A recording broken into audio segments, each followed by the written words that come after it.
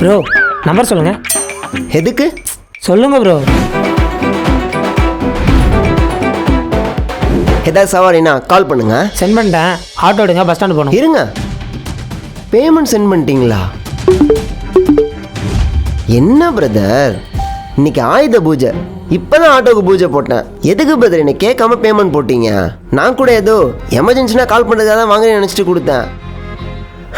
Brother, நான் இல்லை, எந்த ஆட்டோக்காரங்களாக இருந்தாலும் ஆயுத பூஜைக்கு பூஜை போட்டோன்னா ஆட்டோ எடுக்கவே மாட்டோம். 1000 ரூபா தரேன். 1000 ரூபா கொடுத்தா ஆட்டோ வந்துன்னு நினைக்கிறீங்களா? உங்கள் பேமெண்ட்டை திருப்பி அனுப்புகிறேன், கிளம்புங்க. 2000 ரூபா தரேன். 2000மா? அப்போ ஓகே, ஏதோ எமர்ஜென்சியாக போகிறீங்கன்னு நினைக்கிறேன். எமர்ஜென்சி டைமில் ஒரு ஆட்டோக்கார நான் ஹெல்ப் பண்ணாமல் எப்படி? எங்கே போகணும்? ஆட்டோ எடுங்க, பஸ் ஸ்டாண்டு போகணும். பஸ் ஸ்டாண்டுன்னு சொன்னீங்கல்ல, உக்காருங்க. யோ நில்லியா, ஆட்டோக்காரங்கெல்லாம் ஆயுத பூஜை அன்னைக்கு பூஜை போட்டு ஆட்டோ எவ்வளோ காசு கொடுத்தாலும் எடுக்க மாட்டாங்கன்னு அவன்கிட்ட பெட்டு கட்டினையா? வெறும் 2000 ரூபாய்க்கு ஆட்டோ எடுக்க ஒத்துக்கிட்ட. ஒரு நாள் இப்போ அந்த 2000 ரூபாய் நான் தான் அவனுக்கு தரணும். டேய் சென்ட் பண்ணிட்டேன்டா. ஆ சே,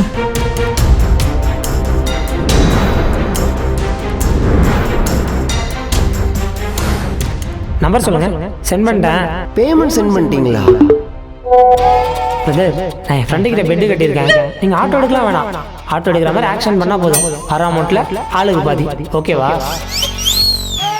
எதுக்கு பிரதர் என்னை கேட்காம பேமெண்ட் போட்டீங்க?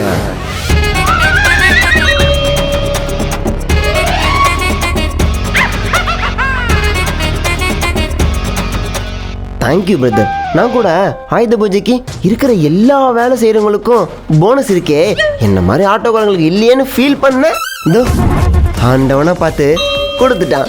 அப்போ நான் ஆயுத பூஜை செலிப்ரேட் பண்ண போடலாமா?